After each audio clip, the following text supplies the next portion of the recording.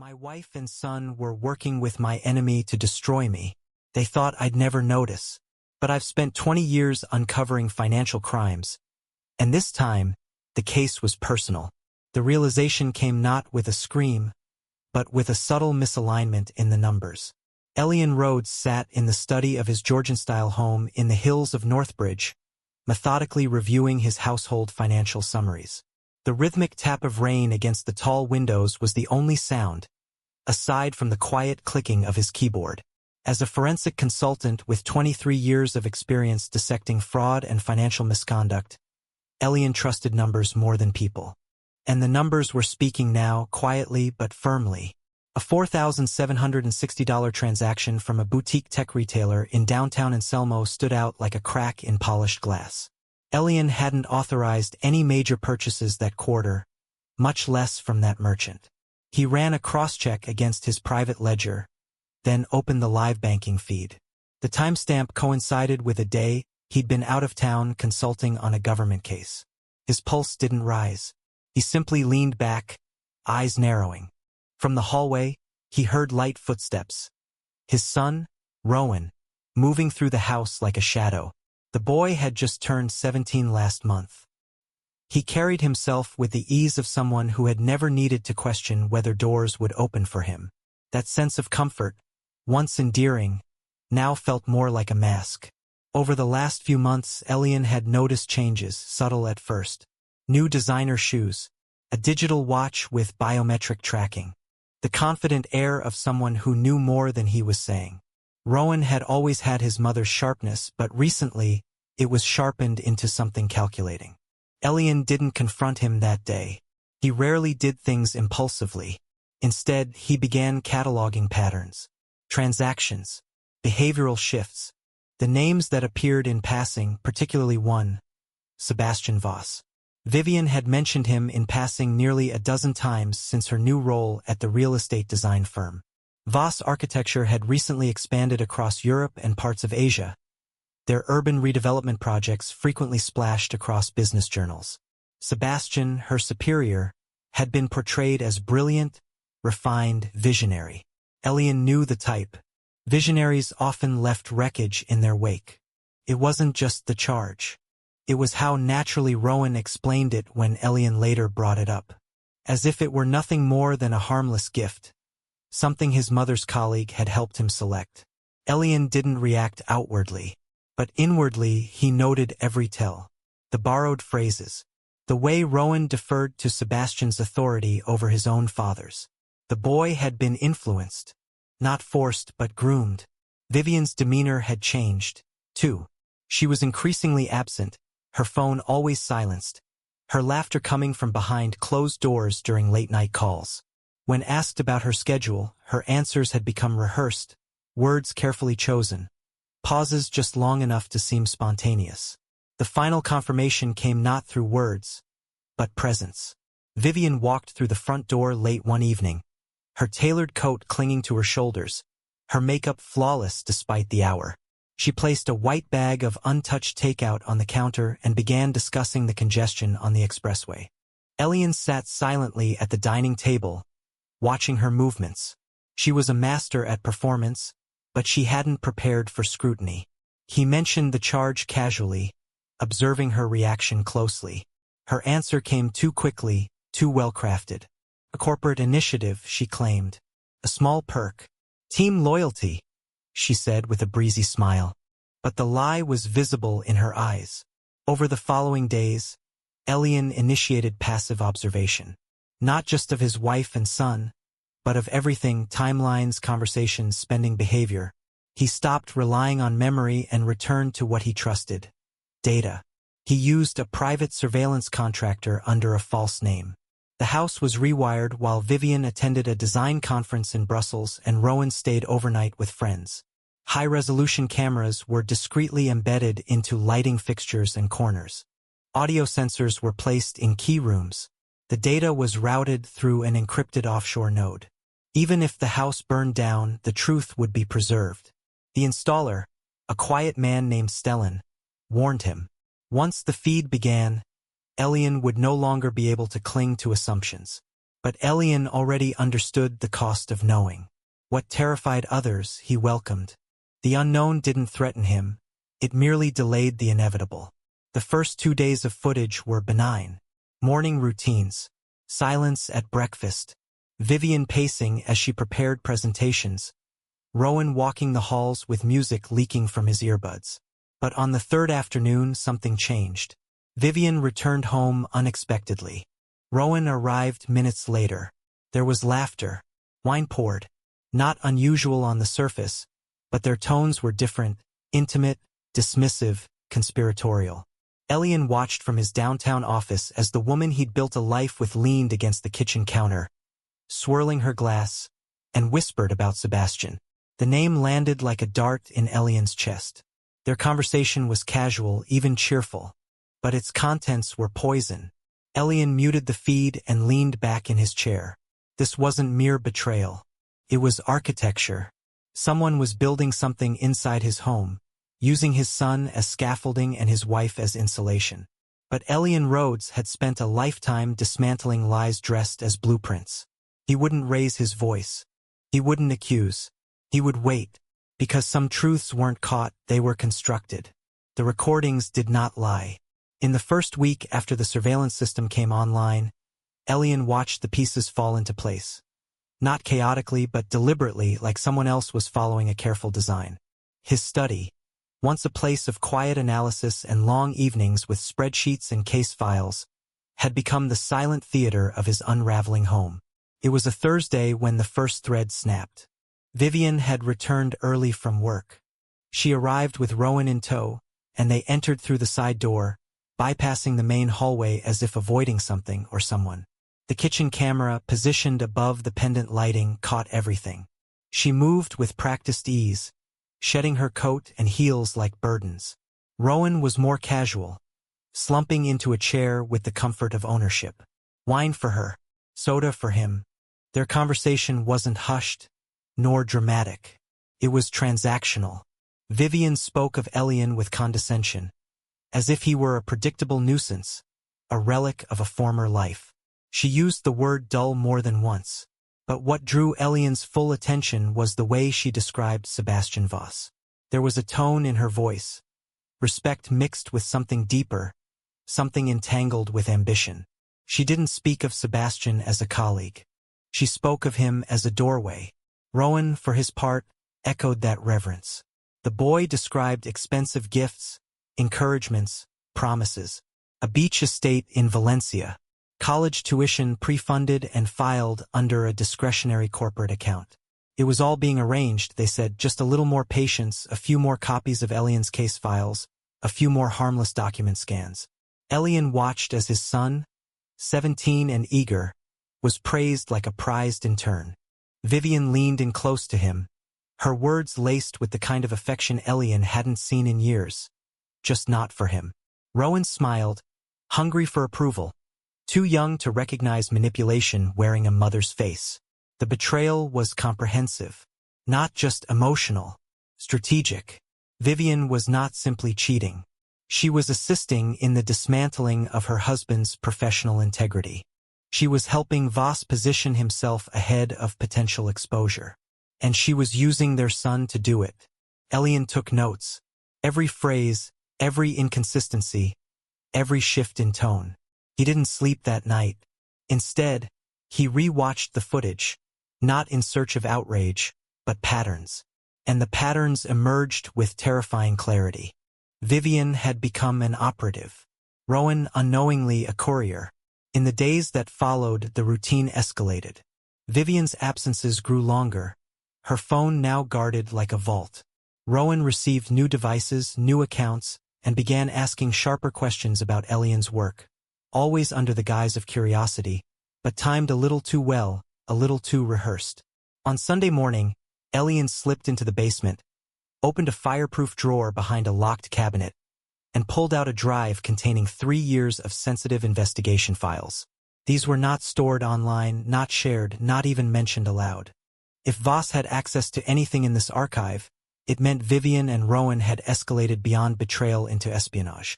That night, he left the drive in his study, intentionally unsecured, and waited, took 48 hours. The recording showed Rowan entering the study after midnight. The boy moved with nervous energy, his hands shaking slightly as he inserted a flash drive into Elian's terminal. He copied folders one by one, glancing behind him twice during the process. It was not the act of a criminal, but of someone who had been told this was necessary, helpful, rewarded. Elian didn't interfere. The following day, he made a call to a longtime contact, a federal investigator named Talia Noor. They had crossed paths years ago during a fraud case involving a bank in Vienna. Talia was methodical, sharp, and perhaps more importantly, discreet. Elian explained everything, including the conflict of interest. His own family had been compromised. Surveillance evidence was already being compiled and encrypted. He requested the formation of a preliminary task force under a sealed file name. Talia agreed, but warned him. If what he suspected about Voss architecture was true, this wouldn't remain a private matter for long. By the end of the week, Elian had created 3 mirror drives. One for federal review, one stored offshore, and one left unmarked in his personal safe. The footage of Rowan and Vivian was catalogued, time-stamped, and matched against internal project activity at Voss architecture. The overlap was undeniable. But what struck Elian most was not the technical betrayal. It was the tone in his wife's voice when she spoke of him. There was no hate, no bitterness, just disinterest, as if he were already gone. The final piece arrived by courier, a legal draft of a divorce filing. Vivian had not mentioned it aloud, not yet. But the document included language accusing Elian of instability, financial paranoia, and obstruction of his own child's opportunities. The setup was nearly complete. Elian stood in the doorway of his own study, watching the house as if it no longer belonged to him. Not yet ruined, but infiltrated. And he knew this was no longer just a domestic fracture. This was a hostile takeover. The divorce papers arrived before the conversation did. Vivian hadn't mentioned them, not once, but the courier had been precise, signature required, time-stamped, delivered to Elian's office in the Central District. The envelope was slim, polished, and unapologetic. The contents were worse than expected. The language had been sharpened like a scalpel. Allegations of mental instability, professional misconduct, even financial manipulation. References to international transfers, fabricated, but framed with just enough ambiguity to raise questions. A suggestion that Elian had been diverting funds related to private investigations for personal use. It was the kind of legal maneuvering that didn't just aim to win, it aimed to ruin. But Elian had already seen the strategy unfolding. What Vivian didn't know was that her concerned wife narrative had been rehearsed in advance. With Sebastian Voss as director and Rowan as reluctant co-star. The surveillance footage captured everything. The voice coaching, the practice statements, the fake worried expressions. In one video, Sebastian described exactly how the court would respond to a mother coming forward with proof that her husband's behavior posed a risk to their son's future. The plan was bold and nearly perfect, but Elian had the tapes, and now it was time to use them. He met with Logan Mills, his attorney, in a quiet conference room near the waterfront. Logan was younger, but tenacious, an expert in high-stakes litigation with a particular interest in digital forensics. Elian laid everything out. Video evidence, financial records, timestamps, metadata. Each piece was labeled, categorized, and cross-referenced. Logan didn't speak for a long time. When he finally did, it was with calm certainty. We're going to dismantle this piece by piece. The court hearing came quickly. Vivian's team had pushed for an expedited schedule, hoping to catch Elian off guard. She arrived in an ivory coat, her posture composed, her features sharpened by courtroom lighting. Rowan sat beside her, head down, jaw tense. He didn't look at his father. The judge, Evelyn Cross, was known for her dispassionate tone and zero tolerance for theatrics. As Vivian's lawyer presented the accusations, Elian sat silently, hands folded, letting each claim wash over the room like waves breaking against stone. Then it was his turn. Logan stood and requested permission to introduce visual evidence. The court approved. The screens flickered to life, and the story changed. First, Vivian coaching Rowan, her voice sweet and insistent, shaping his words for maximum sympathy. Then, Sebastian, speaking in low tones, describing the legal script and how he'd seen it succeed before. Footage of Rowan accessing Elian's files. Of Vivian mocking her husband's integrity behind closed doors. The courtroom was silent. Vivian's lawyer requested a recess. Denied. Judge Cross leaned forward, eyes narrowed. Her voice dropped. Mrs. Hale, are you aware that presenting fabricated evidence and influencing testimony is a federal offense? Vivian didn't answer. Elian didn't smile. There was nothing satisfying in this moment. Only confirmation. The judge ruled immediately. Full temporary custody to Elian. Restrictions on Vivian's access to shared property and digital systems. An emergency referral for possible criminal investigation into her conduct. Vivian stood as if weightless, but her eyes were hollow. Outside the courthouse, Logan turned to Elian. You just flipped the entire case. But Elian wasn't finished. That night, he made another call to Talia Noor, the federal investigator. They met in a secure office 2 blocks from the courthouse. He provided her with a new folder, one that detailed transactions within Voss Architecture's overseas accounts, documents that had passed through his son's hands, under his wife's guidance, all leading back to shell companies in Luxembourg and Macau. Talia had seen financial crime before, but this was something else. This was architecture weaponized. She paused after reviewing the files. He's building a firewall with your family at the center, she said. But you just punched straight through it. The next morning, federal agents executed a quiet warrant at Voss Architecture's primary server hub. The access was surgical. No headlines. No flashing lights. Inside Elian's home, the cameras continued to roll. And in the background of every new clip, behind every whispered conversation, one truth echoed louder than all the lies. They had underestimated him. Sebastian Voss had spent years perfecting his strategy. His operations spanned continents. His name carried weight in elite circles, and his network of real estate projects served as the perfect camouflage for the laundering of unimaginable sums. But his flaw was always the same: hubris. It had allowed him to believe Elian Rhodes was just another obstacle to be outmaneuvered. He was wrong. After the courtroom disaster, Vivian Hale's facade began to crumble. The carefully choreographed image of a poised, concerned spouse was stripped away in seconds of recorded video and damning metadata. Overnight, her role transformed from accuser to suspect. The legal team Sebastian had assembled to protect her quietly disappeared, leaving her in the crosshairs of both the civil court and federal prosecutors. But the true unraveling started with Rowan. The boy had been Sebastian's easiest mark. Young, curious, and desperate for validation, he'd been offered status, luxury, praise. He hadn't seen it as manipulation. He'd seen it as freedom. But now that freedom weighed heavy. The gifts, once exciting, now sat in his room like museum pieces of poor judgment. His private messages with Sebastian, filled with instructions and encouragements, had been decrypted. Every click, every file copied, every keyword search, documented, traceable. Elian never raised his voice. Instead, he handed his son a manila envelope, thick with printed screenshots and surveillance captures. Not as punishment, but as truth. Rowan sat for hours reviewing each image, every time-stamped log of his own actions. The silence afterward said more than any apology could. Meanwhile, federal authorities moved quickly. With Talia Noor now leading the investigation, raids were conducted on Voss Architecture's data centers in Zurich, Toronto, and Jakarta. Server racks were seized. Staff were questioned. Subpoenas followed. And Sebastian Voss, once seen giving keynote speeches at international development forums, went underground. Attempts to reach him were met with silence. His phone numbers disconnected. His assistants unreachable.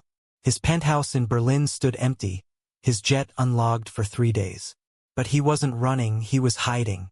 And that made him predictable. Elian focused not on Sebastian's disappearance, but on the system he'd built. He reconstructed years of contracts, invoices, and transfer records. Dozens of shell companies came into focus, their structures eerily similar. Each project used inflated cost estimates. Each subcontractor had traceable ties to holding firms registered in offshore tax havens. One connection led to another, and another. Talia's team built the case from the inside out, using Vivian's recovered files and Rowan's testimony to connect Voss's private empire to national-level fraud. Every file Rowan had ever accessed now became part of the evidence chain. Ironically, the same digital trail meant to destroy Elian was now being used to dismantle Sebastian. Vivian, isolated and facing multiple charges, cracked under pressure. What began as small admissions during an initial interview turned into full cooperation after a forensic analysis showed her signature on forged documents. She had believed she was involved in something clever, something sophisticated. But now, with her reputation shattered and federal agents knocking at her door, she began revealing everything. How Sebastian instructed her to influence Rowan, how he drafted statements for court filings, how he promised her security in exchange for betrayal. She confessed to using Elian's private files to build a false case against him. But even she didn't realize the scale of what Sebastian had orchestrated. The prosecutors didn't need her remorse. They needed the proof. She gave them access to her email history, voice notes, and the temporary drive Sebastian had gifted her to back up the truth. Inside that drive was a spreadsheet labeled innocuously Project Forecast Q2. The document, when decrypted, revealed layered financial activity, disguised bribes, overlapping invoices, and real-time conversion rates from multiple currencies into cryptocurrencies routed through Hong Kong. The breach confirmed what Elian had suspected for months. Voss architecture wasn't just engaging in corporate fraud. It was laundering billions for clients connected to international criminal networks. The FBI elevated the case overnight. A task force was activated across 5 countries. Elian, now a primary witness and consultant, was assigned full federal protection. Rowan, granted temporary immunity in exchange for continued cooperation, began testifying behind closed doors. The tipping point came when Sebastian Voss attempted to access one of his private offshore accounts. The attempt triggered an alert from a previously silent monitor, one that had been tracking movement across frozen accounts flagged by Interpol. By the time Sebastian arrived at a hidden estate in Montenegro, agents were waiting. His arrest was not televised, but Elian saw the image hours later, grainy surveillance from a secured airport gate. Voss, unshaven, surrounded by quiet men in suits. No dramatics. Just the end of a man who thought himself untouchable. Back home, Elian watched footage from his surveillance system one last time. The house was still. Vivian's voice, once sharp and rehearsed, now lived only in archived files. Rowan walked through the hall with slower steps. He stopped by his father's office, hesitant. Elian opened the door without a word. The system had done its job. The deception had collapsed. Now it was time to rebuild. 10 years had passed since the fall of Voss architecture. The headlines had faded. The courtrooms had emptied. But the echoes of what had been built, and what had been broken, still resonated through the lives of those left behind. Elian Rhodes now lived with intention. The beach house once promised to Vivian and Rowan by Sebastian Voss had been seized by authorities during asset liquidation. Elian had purchased it at federal auction, not out of sentiment but with a clear goal. He transformed the property into a retreat and research center, the Rhodes Foundation for Financial Justice. Its mission was simple: help families recover from financial abuse, manipulation, and betrayal. Where once Voss had laid plans for destruction, Elian had laid a foundation for restoration.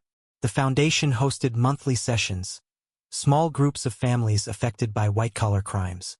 Parents, spouses, even children sat in circle-shaped rooms, surrounded by glass that opened to the sea. They told their stories, not for pity, for understanding, for connection, and for prevention. Elian spoke rarely at these events. When he did, it wasn't about Sebastian or Vivian. It was about pattern recognition, about subtle shifts in behavior, language, power, about how trust was not just broken, it was restructured over time by those who learned how to exploit it. Vivian Hale served her sentence quietly, Upon release, she changed her name and attempted to restart her life in a smaller city on the East Coast. Attempts to contact Elian were ignored. Her license to practice architecture was revoked indefinitely. Her social circles evaporated. Public interest waned. Her future had been burned by her own hand, and Elian had no desire to sift through its ashes. Rowan Rhodes, now 27, had chosen a different path. After completing his court-mandated rehabilitation, he pursued a degree in psychology, specializing in adolescent vulnerability and behavioral manipulation. He returned to the foundation not as a patient, but as a peer counselor. His insights, grounded in personal experience, became a lifeline for young people navigating the wreckage of parental betrayal. He bore the Rhodes name with quiet dignity, no longer haunted by the past, but molded by it. In a private meeting room within the foundation, Rowan kept a printed copy of the message Sebastian Voss had sent him shortly before his arrest, a message laced with final attempts at control, disguised as gratitude. Rowan never responded. He kept it only to remind himself what manipulation looked like when stripped of charm. Voss himself remained imprisoned in a high-security facility, far from the urban skylines he once dominated. His final appeal had been denied 3 years prior. No press. No cámaras. His legacy was limited to legal textbooks and internal memos at financial oversight agencies. Elian visited Washington once a quarter to consult with task forces specializing in cross-border financial fraud. He was no longer just a forensic accountant. He was a builder of systems, training others to recognize the human element behind digital trails. Where Voss had used families to shield his empire, Elian taught agencies to protect them. The Rhodes Foundation expanded to multiple satellite programs, free legal education for spouses, cybersecurity training for teenagers, psychological recovery groups for children pulled into adult schemes. Every new initiative bore the same tagline: because the people closest to us shouldn't be the ones who destroy us. One afternoon, as the sun dipped over the Atlantic, Rowan stood beside Elian on the beach deck. Below them, a group of teenagers played a trust-building exercise in the sand. Laughter echoed, not forced but real. Rowan, once fractured, now whole, turned to his father with quiet gratitude.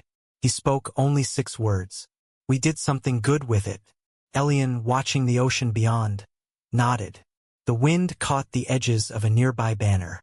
It read, "The Rhodes Foundation, turning betrayal into resilience." In the end, Sebastian Voss had orchestrated a scheme meant to dismantle one man's life from the inside out. He had used charm as a weapon, intelligence as camouflage, and family as leverage. But he had miscalculated, because he had built a machine out of people. And Elian Rhodes understood machines better than most. He knew how to take them apart.